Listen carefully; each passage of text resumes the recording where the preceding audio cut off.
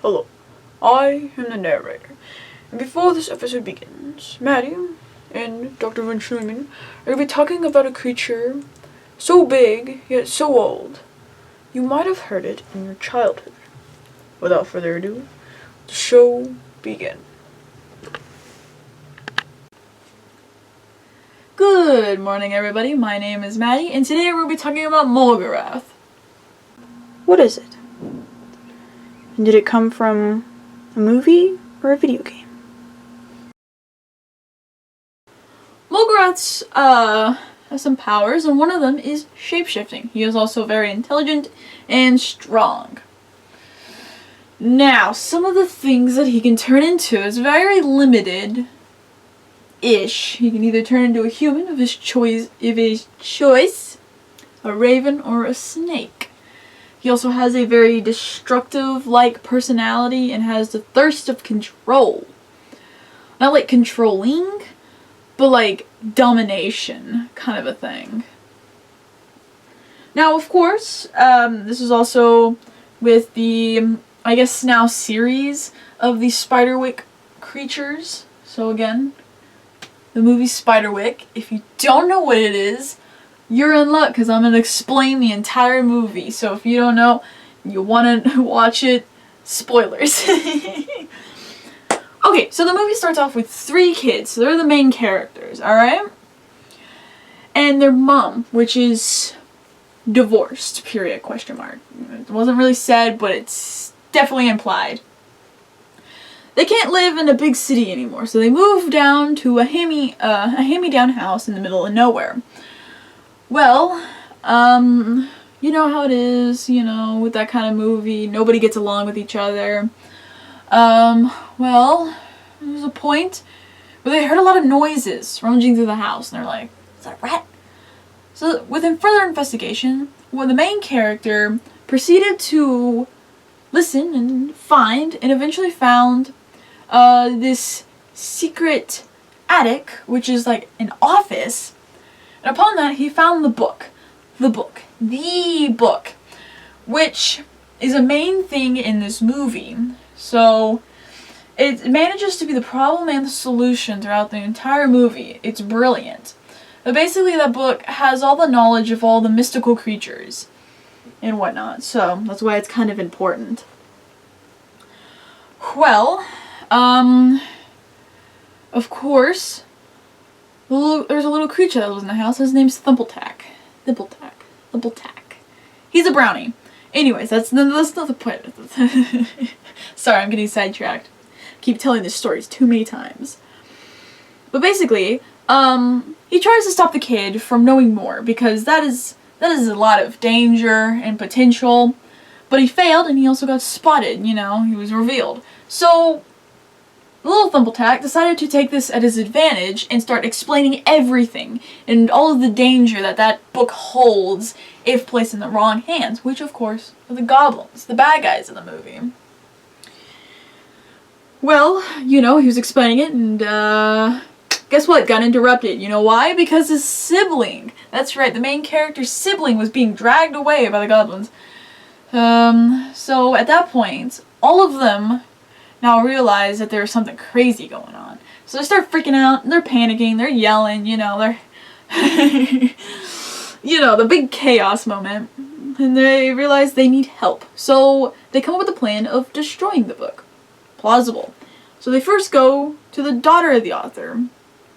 She couldn't help. Then they went to the actual author. Couldn't help either. So they're stuck with the book. And every time they do this, they keep somehow managing to sneak the book out, putting it in jeopardy every time, and just like goblins keep trying to rip it out of their hands, so of course it's destroying the book, making it easier to just pull out pages, and eventually some do. Well, on their last quest, a good page was pulled out, and it was basically a recipe on how to get inside of the house for the goblins. Once the main characters get back home, they realize that is one of the pages they lost. They start boarding up the house, that's right, they start making weapons, They start like putting traps and whatnot and everywhere. They're ready for the big fight, and eventually the wave of goblins come. You know, they're exploding and whatnot. But then the boss fight, something that everybody's been waiting for. Well, it's a little less fighting and a little bit more running. Yeah, so like, of course, there's a boss, and like, he's chasing a kid with a book. So there's no way they could just poke him with a fork and he keels over. He dies. So he's running for his life with the book around the house, the monster destroying everything in its way. Eventually get up to the roof because he's got nowhere else to go. He throws the book, his desperate need to get it away from him. Well, the boss, the evil guy, the big evil guy, dies for his fatal mistake. That's right, he turns into a raven and catches the book, but falls in the hands of a creature that loves to eat birds. And bam! That is my explanation of the entire movie. No need to know names. The interview. How close is it related to the inspiration? Hello, my name is Maddie, and I'm here with the interview. I am also here with somebody who knows a lot about everything. So, if you could tell the camera a little bit about yourself. Sure, my name is Sam. I'm 32 years old. I have 3 dogs and a cat. My favorite movies is horror. I love blue. Oh, yes, thank you. Well, what do you know about the movie Spiderwick and the character Mulgarath? Oh, absolutely. I started watching it Okay, great. What can you tell me about him? Well, you see, Mulgarath pops in all throughout the movie, just like little bits in here there, kind of like little teasers for the monster, if you will. So I'm just gonna talk about the boss fight, if that's okay. So, anyways, it starts off right after the goblin wave, whenever they're all dead. He comes in as the dad, actually, you know, trying to trick them. Well, because he's a little impatient and really, really wants the book, he, you know, tries to get it and isn't patient. So his plan was seen right through, and as the family knew, the kid with the book immediately gets out of there while the others try and stop him. And if you ever seen him, he's like 8 feet tall, so they're just getting slapped out of the way. And as the kid's running, the ogre is just running right behind him the entire time, destroying everything in his path. And eventually there's nowhere else to go, so the kid with the book runs up all the way to the roof and, desperate to keep it away from Mulgarath's hands, throws it. And of course, the Mulgarath turns into a bird, and you know what happens next. Thank you. This has been Maddie with the interview. Back to the main show. Oh, hey! One more thing before we cut to the next clip. Mulgarath is an ogre, which, another fun thing, that was also mentioned in the movie, so no need to research. A clip of the character. And are there any Easter eggs or hidden things? Alright, so, got a video for you down in the description. It's basically the same scene as we described like 2 different times, so now it's the 3rd time. But it also kind of shows the other like little segments whenever Mulgarath was shown, but in his other forms of like the snake, the human, the raven. So if you are curious, go ahead and you can watch it. And yeah, he's also very creepy in his full form, so like Alright, but, so, what's a kind of like a cool fact about him is that like the little goblins, his little minions, are actually scared of him. That's why they follow him. And quote, alright, Mulgarath, at some point after starting to gather the goblins around him and breeding darks, the goblins follow him because they are afraid of him. End quote. That's cool. So, in the middle of the movie, somewhere, there's a little bit of an Easter egg where he turns into another character from a movie. Really kind of cool. So, yeah, quote. Mulgarath turns into Van Pelt from the 1995 film Jumanji. Now, the 1995, that's the Jumanji movie where it's the board game. And it had, like, Robert Wilson. Is that his name? I don't know. That dude. But Van Pelt is this guy, so he's basically like a savannah dude. And he was hunting Robert throughout the entire movie, so that's pretty cool. Nice reference.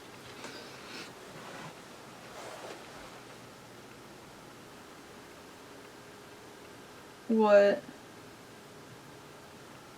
I know what you did. What did I do?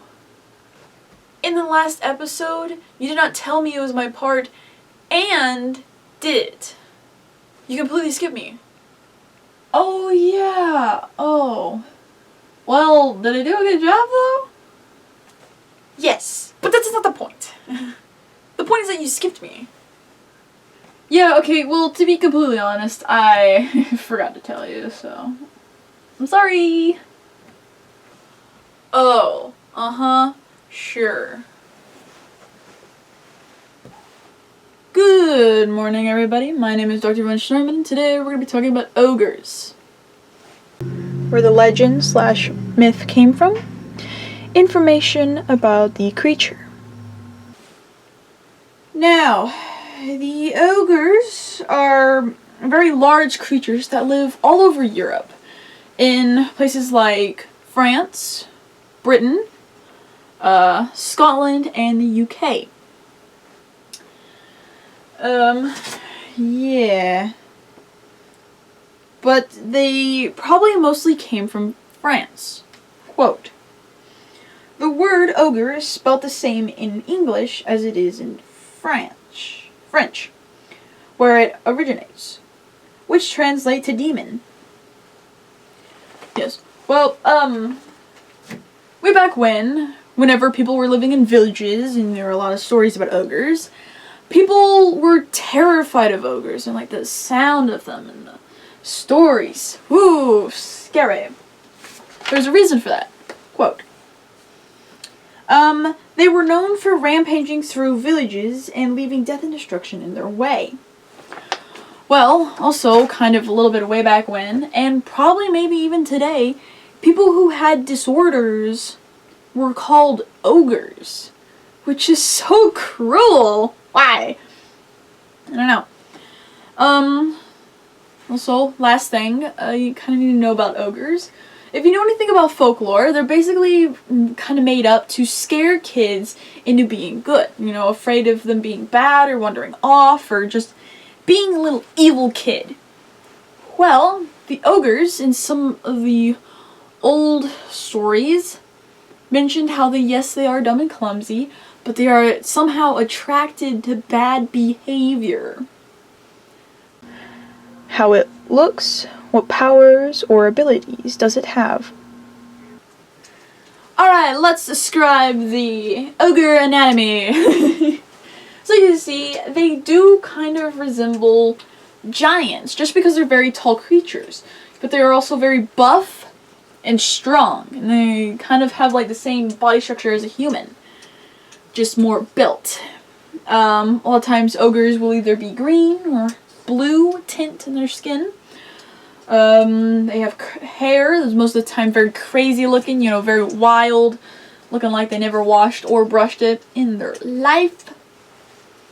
You can also see that, well, I guess you can't really see, but like, they're also very described as extremely ugly and smelly, as well as having a very round belly sometimes. Yeah, like a beer belly. Yes. In some stories, like the Puss in Boots, the movie, the ogres could actually possess magic and cast spells and whatnot. They're basically like a warlock. Yeah. Is it mortal or immortal? Where does it live? Now, thankfully, ogres can in fact be killed. But this is extremely hard to. You have to be like a knight in shining armor, 1,000 experience, like a legend basically, to be able to have the skills to kill an ogre. And ogres, they do live up in mountains, forests, as well as sometimes even in castles. An interview. Are there any sightings of the creature? The ogres have been in fact famous for a very long time. And one of the many movies you might have seen is of course Shrek. Yes, he is in fact a very famous ogre. And in like the very first part of the very first movie, everyone was scared of him. I know that for a fact. And he used that to his advantage.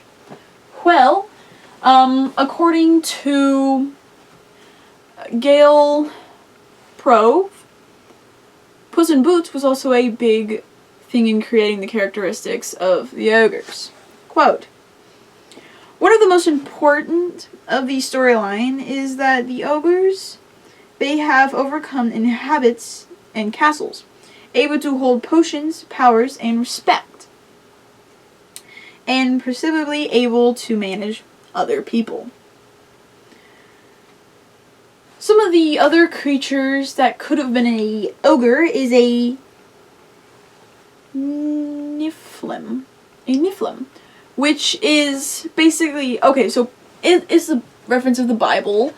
So whenever all the angels fell from earth, you know, from being a bunch of sinners, they started mating with the women. Woo. This created the Niflheims, which are basically like superhuman. You know, it's an angel crossed with a human. Angels are very powerful beings and whatnot, so yeah. Now, there was also another thing, which is, Ocarus? Ocarus? Yes. Sorry. Okay, so there is this, god, which is called Ocarus. And if you don't know anything about him, that's okay. All you need to know is that he's a god that loves to eat people. And even though he's a cyclops, they're very different, but their body as well as their characteristics are very similar, you know? So, like, you kind of had to, like, put two and two together. Okay, so there's another ancestor of the ogre that could have possibly been an ancestor ogre, is also in the Bible. So, quote, "The legend of the Og comes to us from Hebrew mythology and is recorded in the Bible in Deuteronomy, Numbers, and Psalms. Og is said to be the largest of the Ryumph, which are giants, and was known to be an enormous being." But what is even more scarier than knowing of, like, all these, like, folklore stories and, like, oh, a long time ago, we don't have to worry about it? The fact that scientists found fossils of ogres. That's right, get ready for this. Alrighty, so, quote, "These creatures have been Neanderthals, an extinct species of Hyben that inhabited Europe, and immigration to suggest that trolls and ogres are a distant memory of the encounter of Neanderthals. Ogres could also be contribute to a collective short memory of human ancestors." Who they hunt for? How to avoid them? Alright, so I got the baddest news you could ever hear. Ogres will mostly eat people, and they will prefer kids. Quote, "Knowing to be extremely fond of eating infants and children." That is a pleasant thing to think of. I am technically still in that category. So this is unfortunately the end of the episode. Excuse me. If you are fascinated by Mulgarath as well as the ogres, there are links in the description that go more into detail about all of the information we found about them. If you've enjoyed, please leave a like, subscribe, and have a nice day. Good night. I made sure to be extra tired so that I got more bloopers for you. You're welcome. Hello, my name is Maddie, and of course we're going to be talking about the Mulgarath. Mulgarath. You can probably defeat him with your simple thoughts.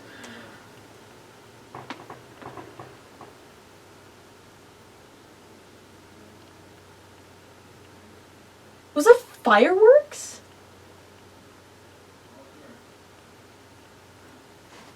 Okay, we're doing, Mulgarath? Also Mulgarath. Also Mulgarath. I don't think I've mentioned this enough. Mulgarath.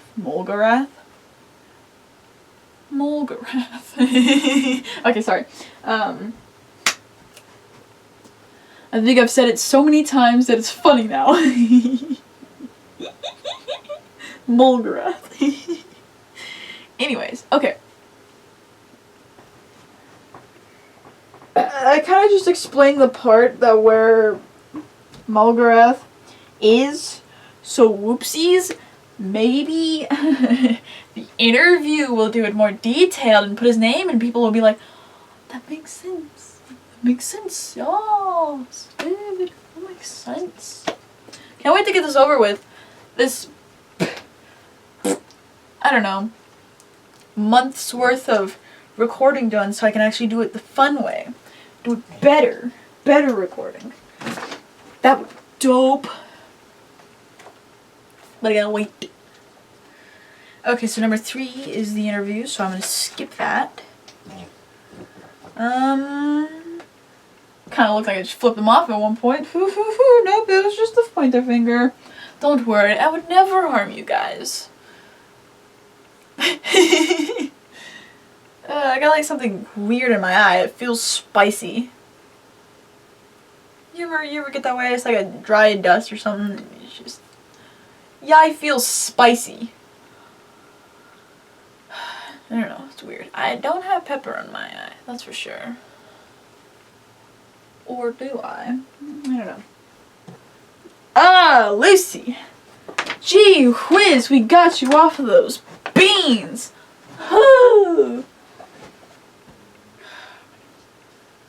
I need the big case of the...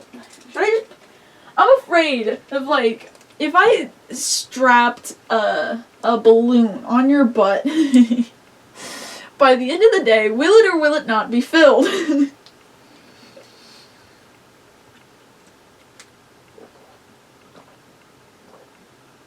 Or fully inflated, ready to be tied and hanged on a string. Oh man. I wonder if the like fart gases are highly flammable. What would a burnt fart smell like?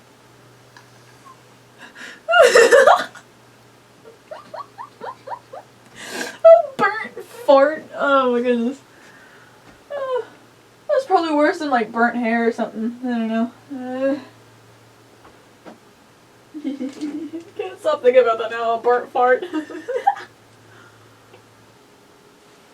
Just saying, kids. Watch yourself. You better watch yourself, or I'm gonna get ya. I'm gonna send my ogres in. They're going num num num on your toes. Don't read too much into that. It's an ugly version of yeah, that's like it's like an ugly version of a wizard, which makes them a male witch. Warlock.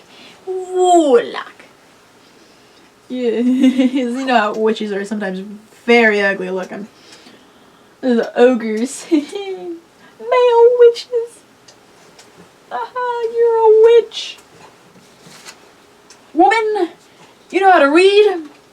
witch.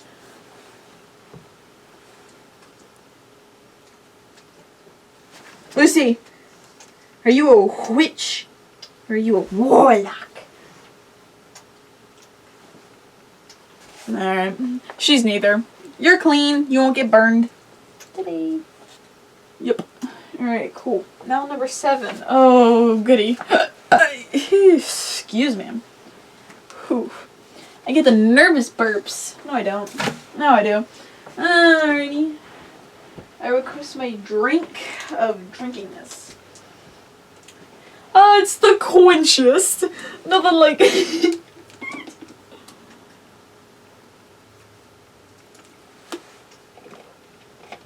That's not water, it's cactus juice. It's the quenchiest. It's the quenchiest. Oh, where's that line? I'll search it up later. I got things to do. Yeah. Okay.